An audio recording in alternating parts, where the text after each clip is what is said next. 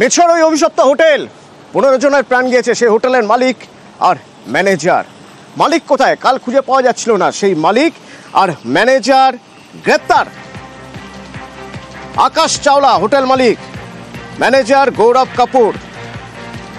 কোন কোন ধারা দেওয়া হয়েছে তাদের বিরুদ্ধে, কি কি অভিযোগ আনা হয়েছে? অমিত রয়েছে আমার সঙ্গে সরাসরি। অমিত, দেখো, অনিচ্ছাকৃত খুনের ধারা সহ ওয়েস্ট বেঙ্গল ফায়ার সার্ভিস অ্যাক্টের একাধিক ধারাতে এই হোটেল মালিক এবং যারা হোটেলের কর্মী হিসেবে যিনি ম্যানেজার তাদের বিরুদ্ধে কিন্তু মামলা রুজু করা হয়েছে গতকাল বিকেলেই। গতকাল থেকে হোটেলের যিনি মালিক তাকে কিন্তু খোঁজা হচ্ছিল এবং আজকে আকাশ চাওলা, অন্যদিকে গৌরব কাপুর যিনি হোটেলের ম্যানেজার, তাদের দুজনকে গ্রেপ্তার করা হয়েছে আজকে সকালেই জোড়াসাঁকো থানার তরফে। এবং কিছু সময় পরেই আমি ক্যামেরা পার্সনকে একবার বলবো, এই মুহূর্তে আমি জোড়াসাঁকো থানার সামনে রয়েছি। জোড়াসাঁকো থানাতেই এই মুহূর্তে 2 অভিযুক্ত তারা রয়েছেন এবং কিছু সময় পরেই জোড়াসাঁকো থানা থেকে তাদেরকে বার করে নিয়ে যাওয়া হবে ব্যাংশাল কোর্টে এবং তাকে ধৃতদের আদালতে পেশ করে নিজেদের হেফাজতে নেওয়া হবে।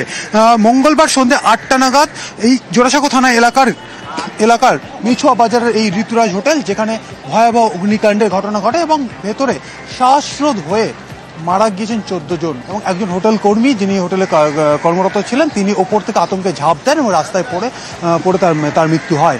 এই ঘটনায় ইতিমধ্যেই রাজ্যের দমকলের তরফে গতকালই থানাতে লিখিত অভিযোগ করা হয়েছিল। হোটেলের সামনে ছবিটা রাতারাতি বদলে গিয়েছিল। আজ যেন কোথাও দেখা যাচ্ছে আবার ধীরে ধীরে স্বাভাবিক হচ্ছে মেছুয়া হোটেলের সামনের এই মেছুয়ার এই হোটেলের সামনের ফলপট্টি। ভয়ে আতঙ্ক সেই সব কাটিয়ে দোকানদাররা আস্তে আস্তে দোকান খুলছেন। এদিকে আজ সিটের পরিদর্শনে যাওয়ার কথা নতুন করে, ফরেন্সিক সবুজ সংকেত দিলে তারপরেই কেএমসির আধিকারিকরাও যাবেন। অ্যাকচুয়ালি ব্যবসা বন্ধ করার ছিল আজকে 1 মে, কিন্তু এই ঘটনাটা হলো, তারপরে তো কালকে তো বন্ধ করা দরকারই ছিল আমাদের। ক্ষতি তো হবেই, বিজনেসম্যানদের যা আছে তাদের তো ক্ষতি তো হবেই। কোটি কোটি টাকা সব কাঁচা মাল আছে, কোটি কোটি টাকার মাল আছে, সবার তো সব গাড়ি খালি করে সব রাস্তায় মাল নামিয়ে নিয়েছে। কালকে আবার আজকে সকালবেলা থেকে দোকানদারি করছে, কিছু খাবার নেই, কোনো কাস্টমারই নেই। তো এইখানে যে ব্যারিকেডটা লাগানো, যে সুবিধা দিয়ে কোনো খবরই নেই, কোনো কাস্টমারই নেই। পূর্ব বর্ধমানের একটা রাস্তা দেখাবো আপনাদের, একেবারে পাকা রাস্তা, কিন্তু নামেই পাকা রাস্তা। পিচ রাস্তার মধ্যে কাদা ভর্তি, আর সে কাদা এমন কাদা সেখানে বাসের চাকা পর্যন্ত আটকে যাচ্ছে। এমন সময় গেছে কাদা মাখা রাস্তায় ট্রাক্টর দিয়ে বাস তুলতে হয়েছে। বেহাল এই রাস্তা। 10-12টা গ্রাম এদিকে যাতায়াত করে, অনেকটা শহরের মধ্যে না গিয়ে। হ্যাঁ, শহরের মধ্যে এটা শর্ট রাস্তা, এই জন্য যাতায়াতটা এদিকে বেশি করে। পুরোটাই এরকম, এটাই চাষিদের ধান মাঠ থেকে এসছে, বড় বড় গাড়ি। আমরা চাইছি রাস্তা যেন পরিষ্কার হয়। রাস্তা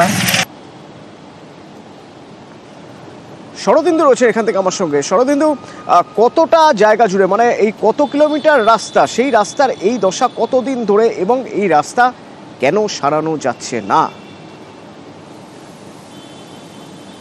অতনু দীর্ঘ রাস্তা, একেবারে ভাতার থেকে বলগনা থেকে শুরু করে কামারপাড়া, অন্যদিকে খণ্ডঘোষের বিভিন্ন রাস্তা, রায়নার বিভিন্ন রাস্তা, সব যেন মনে হচ্ছে একেবারে মাটির রাস্তা। এবং তারপরে সেখানে বৃষ্টি হওয়ার কারণে এত কাদা জমেছে যে বাস পর্যন্ত চলতে পারছে না। সাইকেল, মোটর সাইকেল তো দূরের কথা, দুর্ঘটনা ঘটছে প্রায়শই। আসলে বিষয় হচ্ছে এখন হারভেস্টার মেশিনে ধান কাটা হচ্ছে, ট্রাক্টরে করে সেই ধান তোলা হচ্ছে এবং জমির সব কাদা এই হারভেস্টার মেশিন ট্রাক্টরের মাধ্যমে রাস্তায় উঠে যাচ্ছে।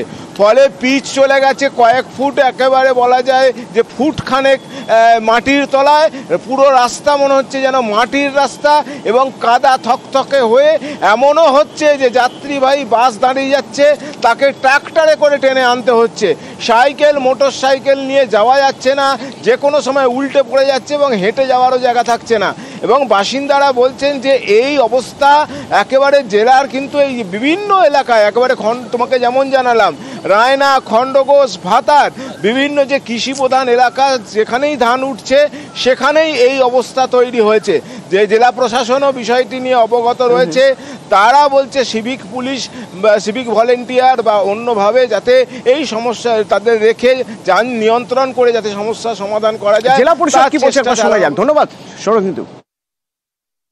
গ্রীষ্মের ধান ওঠার পরের সময় যে ট্রাক্টর জাতীয় যে কৃষি যন্ত্র রয়েছে তাদের চাকার সঙ্গে যে মাটি উঠে আসে সেটা নিয়ে একটা, এবং অনেক সময় অ্যাক্সিডেন্টও ঘটে যাচ্ছে। সঙ্গে পুলিশ প্রশাসন সজাগভাবে প্রতিটা থানা থেকে প্রচার হচ্ছে। আমরা চাষি ভাইদেরকে অনুরোধ করছি, কৃষকদেরকে অনুরোধ করা হচ্ছে, এবং পুলিশও ব্যাপকভাবে প্রচার চালাচ্ছে। জমি থেকে যখন গাড়িটা ট্রাক্টর পাকা রাস্তায় তোলা হয় তার আগে যেন চাকাগুলো একটু ধুয়ে নিয়ে যদি তোলা হয় তাহলে এই সমস্যাটা না থাকে।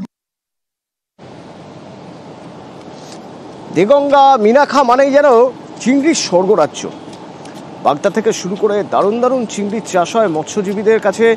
মানে চিংড়ি যারা চাষ করেন সেই মৎস্যজীবীরা এখানে মোটামুটি একটা ভালো জায়গায় রয়েছেন, কারণ প্রচুর ভালো চাষ হয় এখানে, ভালো মাছ পাওয়া যায়।